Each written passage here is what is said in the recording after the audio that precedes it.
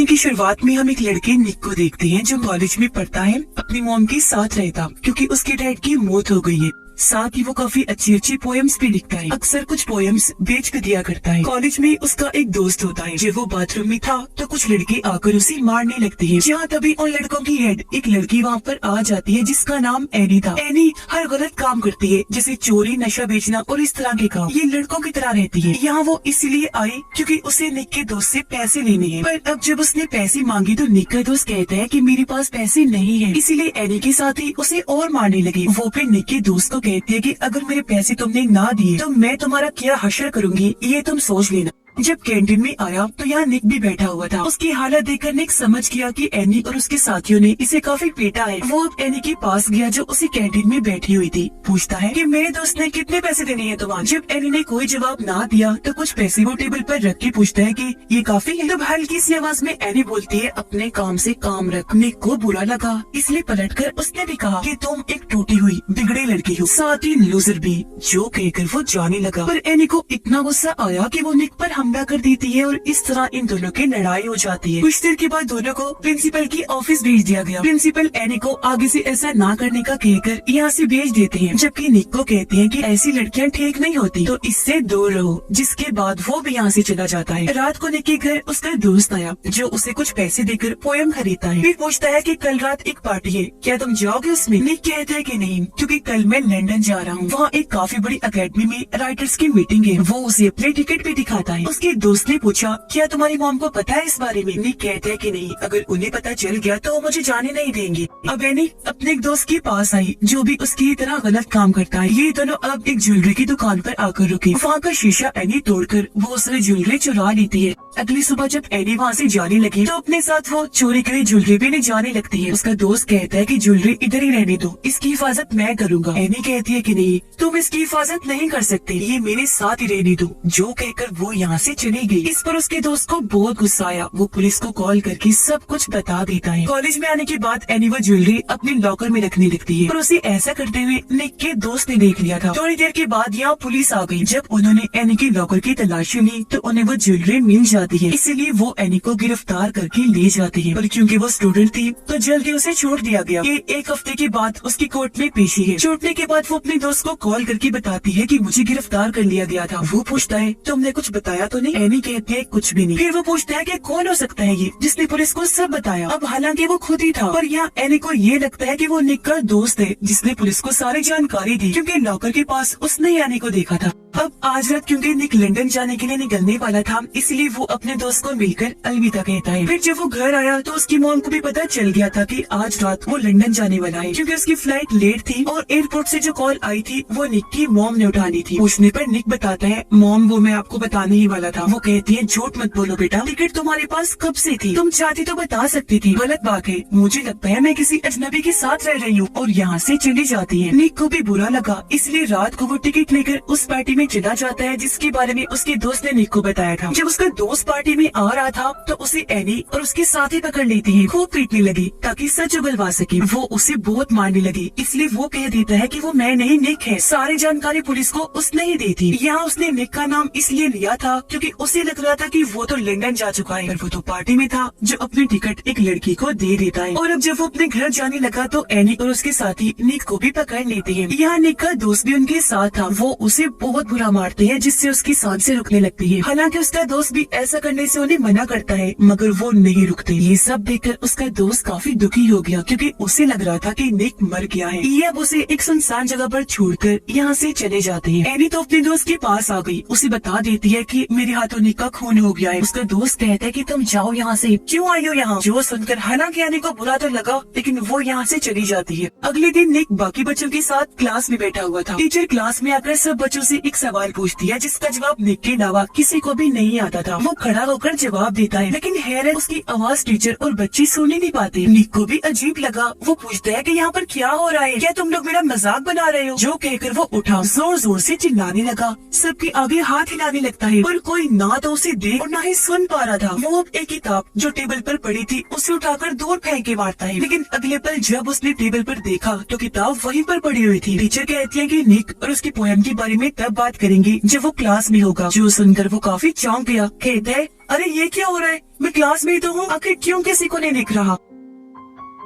वो अब प्रिंसिपल के ऑफिस में जाकर फोन उठाता है, अपनी मॉम को कॉल करने लगता है। तभी प्रिंसिपल भी आ गई। फोन की घंटी बजने लगती है। असल में निक को ये लग रहा था कि फोन मेरे हाथ में है, पर वो तो अपनी जगह पर ही पड़ा हुआ था। और अब प्रिंसिपल जब फोन उठाते हैं तो कॉल पे निक की मॉम थी। वो उसे पूछती है, क्या निक क्लास में है, जिस पर प्रिंसिपल फोन वहीं रख के निक को क्लास में चेक करने चले जाते हैं। और अब वो यहाँ से भागकर जाने लगता है, पर तभी एक लड़की से टकरा गया, जिससे वो नीचे गिर जाती है। लेकिन अब जब उसने दोबारा देखा तो लड़की अपने रास्ते आगे बढ़ने लगी, यानी वो गिरी ही नहीं थी। वो यहाँ से भागकर सीधा अपने घर आया, जहाँ उसकी मॉम के साथ एक डिटेक्टिव होता है, जो उसके कमरे की तलाशी ले रहा था ताकि यहाँ से कोई काम की चीज मिल सके। लेकिन उन्हें निक के बारे में कोई सुराग नहीं मिलता। इधर भी निक उन्हें नजर नहीं आ रहा था, जबकि वो सबको देख और सुन भी सकता था। अब ये डिटेक्टिव यहाँ से सीधा एनी के पास गया, क्योंकि कल ही उसके साथ निक की लड़ाई हुई थी। डिटेक्टिव उसे कहते हैं कि तुम्हें पकड़वाने के लिए पुलिस स्टेशन में किसी ने कॉल की थी, क्या वो निक था? एनी बोले कि मुझे नहीं पता, मैं तो अपने दोस्त के साथ थी उस वक्त। जो कहकर डिटेक्टिव यहाँ से चला जाता है। निक ने क्योंकि ये सारी बातें सुन ली थी, इसलिए वो एनी से पूछता है, क्या तुमने बस मुझे इसलिए मारा क्योंकि तुम्हें लग रहा था कि पुलिस को सारी जानकारी मैंने दी? जो कहकर वो एनी को धक्का देकर छत से नीचे गिरा देता है। पर अगले ही पल उसने देखा कि ये सिर्फ मुझे लग रहा है, ऐसा कुछ हुआ ही नहीं, क्योंकि एनी तो अभी भी उसके पास ही खड़ी हुई थी। जिसके बाद निक यहाँ से अपने घर आया। वो जब कमरे में लेटा हुआ था तो उसकी मोम आई, जो निक की डायरी से उसकी पोयम को पढ़ने लगती है, पर बीच में ही छोड़कर वो यहाँ से चली गई। तभी निक के कंधे पर एक चिड़िया आकर बैठ जाती है। वो उसे वहाँ से हटाकर हाथ में पकड़ लेता है। इस बात से निक को बहुत खुशी हुई, क्योंकि जो हालात उसके साथ हो रहे थे उनमें से ये पहली चीज थी जिससे वो हाथ लगा सकता था। अब तभी उसकी नजर सामने पड़ी। उसने देखा कि जो चिड़िया इस वक्त मेरे हाथ में है वो तो सामने गिरी पड़ी है, जख्मी होने की वजह से तड़प रही है, क्योंकि जल्द ही मरने वाली थी। और अब अगले ही पल वो मर जाती है, जिसके साथ ही निक के हाथ से भी गायब हो जाती है। तब ये देखकर वो सारी बात समझ जाता है, यानी उसे पता चल गया था कि मैं अभी भी जिंदा हूँ, बस मेरी आत्मा मेरे जिस्म से बाहर निकल आई है। यानी मैं जिंदगी और मौत के बीच की उस जगह पर हूँ जहाँ मेरी मौत कभी भी हो सकती है, बिल्कुल इस चिड़िया की तरह। पर अगर मैं मर गया तो मेरी आत्मा हमेशा हमेशा के लिए इस दुनिया से चली जाएगी।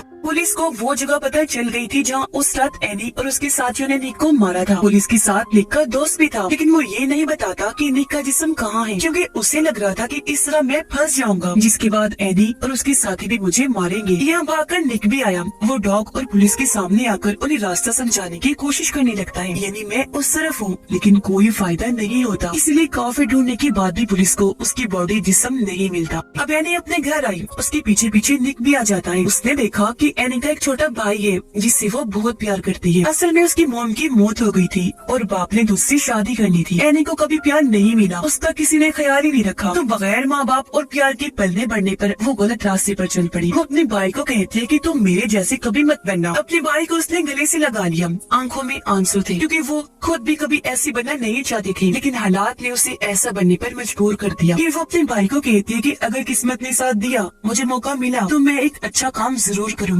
ताकि तुम्हें मुझ पर फख्र हो।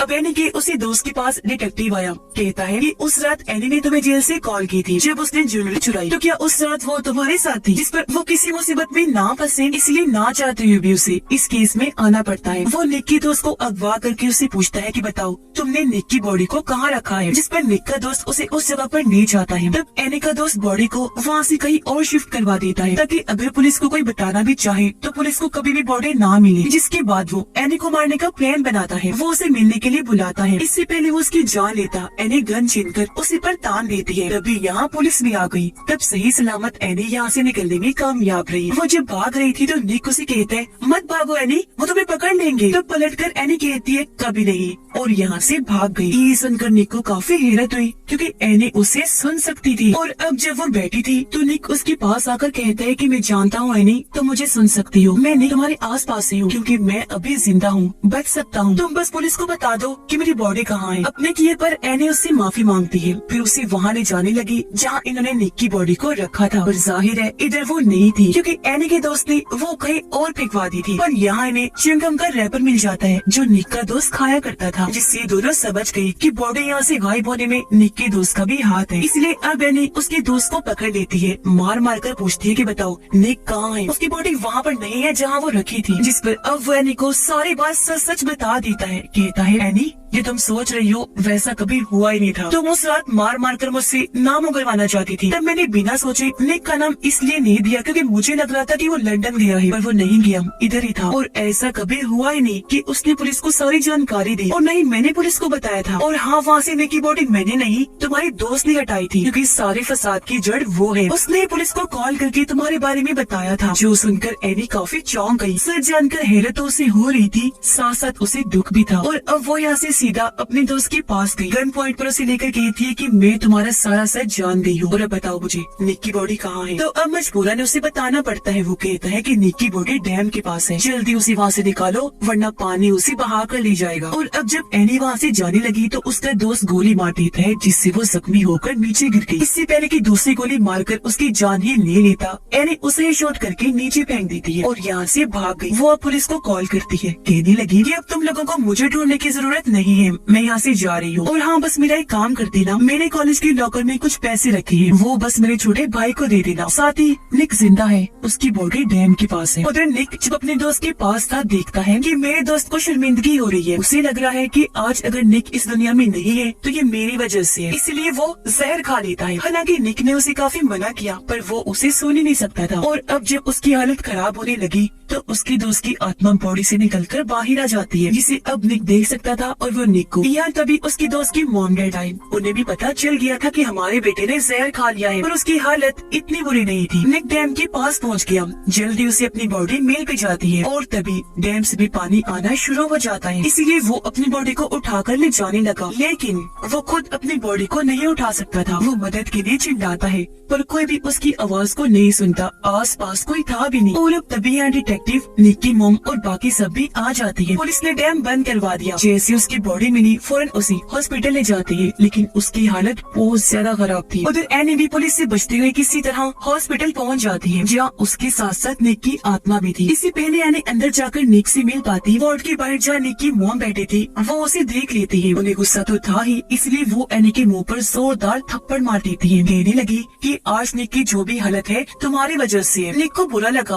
वो जोर से चिल्लाते हैं, मॉम ये आप क्या कर रही हैं? पर मोम ने नहीं सुना। एनी कहती है कोई बात नहीं, वो तुमसे प्यार करती है इसीलिए गुस्सा है। निक की मोम पूछती है ये तुम क्या कह रही हो? तो वो बता देती है कि निक यहीं पर है मेरे आसपास। निक की मोम कहती है मगर मुझे तुम्हारी बातों पर यकीन नहीं है, अगर तुम सच कह रही हो तो साबित करो। तब निक एनी को कहता है कि मोम को बताओ कि मेरे गायब होने के बाद आप मेरे कमरे में आई, आपने मेरी डायरी से जिंदगी में पहली बार मेरी पोयम पढ़ी, फिर उसे बीच में अधूरा ही छोड़कर यहाँ से चले गई क्योंकि वो पढ़ के जज्बाती हो गई थी। और अब एनी के जरिए निक अपनी मोम को कहता है कि आपने डैड के गुजर जाने के बाद कितना बुरा टाइम देखा, मैं उसे कभी नहीं समझ पाया, मगर अब मैं सब कुछ समझ सकता। निक की मोम कहती है अच्छा बस बताओ तुम्हें क्या चाहिए। तब एनी कहती है कि मैं एक बार निक से मिलना चाहती हूँ क्योंकि मैं ही हूँ जो उसकी मदद कर सकती हूँ, उसे वापस ला सकती हूँ। इसलिए अब निक की मोम उसे अंदर जाने की इजाजत दे देती है। निक के पास आने के बाद एनी की आंखों में भी आंसू आ गए थे। वो उसे कहती है प्लीज वापस आ जाओ, फिर उसके कंधे पर सर रख के वहीं लेट गई। और अब कुछ ही पलों में निक आंखें खोलता है, यानी उसकी आत्मा बॉडी में वापस आ गई थी। निक एनी से पूछता है